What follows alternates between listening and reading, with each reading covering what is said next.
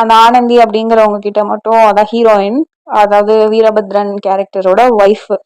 So இவங்க கிட்ட மட்டும் வந்து செமையா டார்ச்சர் பண்ணி அடிச்சு ரொம்ப கொடுமைப்படுத்தி வீட்டுக்குள்ள வச்சுப்பாங்க.